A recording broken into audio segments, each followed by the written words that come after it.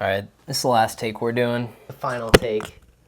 The final take we'll ever do of this video. Hey guys, what's up? It's Leggett820 here, and today I'm coming at you guys with another review. Today I'll be reviewing the Fifine AM8. The Fifine AM8 is a cardioid XLR/USB Type-C microphone, and for $65, currently on sale for $44 on Amazon, this might be the budget king. This microphone is packed with some features, especially for the price. On the back of the microphone, we have a touch capacitive mute button. On the front of the microphone, we have RGB lights that you can cycle through.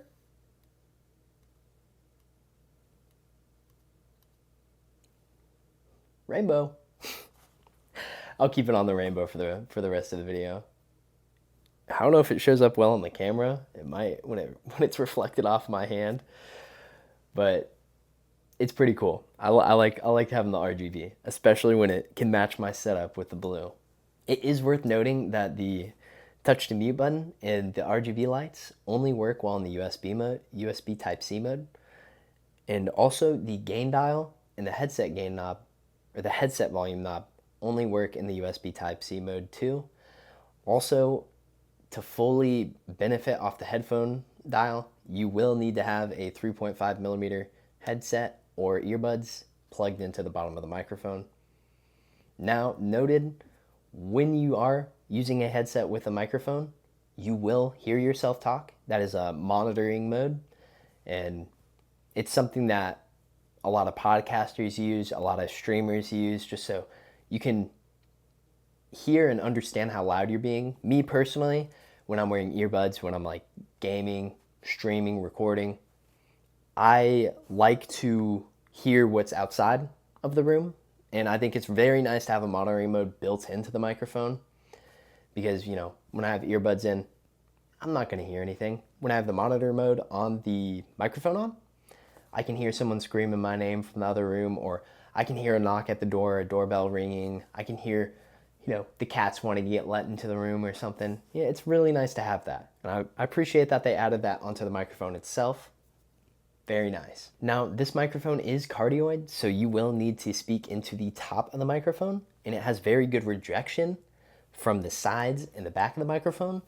So if I were to speak from the side, you're not really going to hear me too well. If I were to speak from behind it, you're not going to hear me too well. But if I speak right into the top of it, you'll hear me crystal clear. We are going to do a quick sound test between the USB Type-C, the XLR with a FET head and phantom power, versus my Shure SM57. Let's get into it. This is me testing out the Fifine AM8 microphone in the USB Type-C mode. I'm practicing good mic etiquette, and I'm going to give you some tests. Starting with plosives. Please bring pizza pronto. Shout out Podcastage. And the quick brown fox jumped over the fence. This is me talking onto the Fifine AM8 in the XLR mode. I won't give you another plosive test because the pop filter stays the same in all three modes. But I will give you the quick brown fox jumped over the fence. I'm also, again, the same distance away from the microphone. I did have to turn the gain up on my audio interface. But there is another thing that I don't think I've mentioned yet, is desk noise. So I'll tap a little bit on my keyboard here.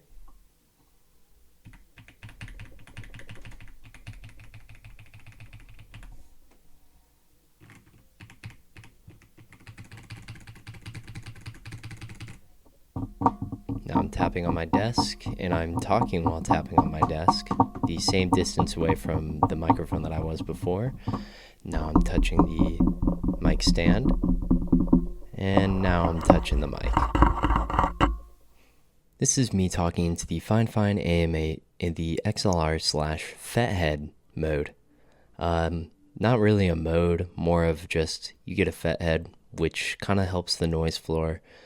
A lot of audio interfaces have a natural kind of hiss when you raise the mic gain on them, and my Steinberg UR12 has that.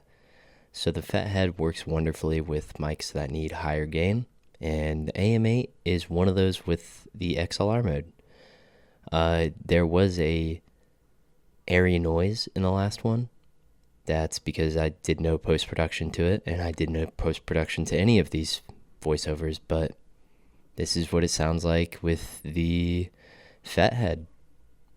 The quick brown fox jumps over the fence.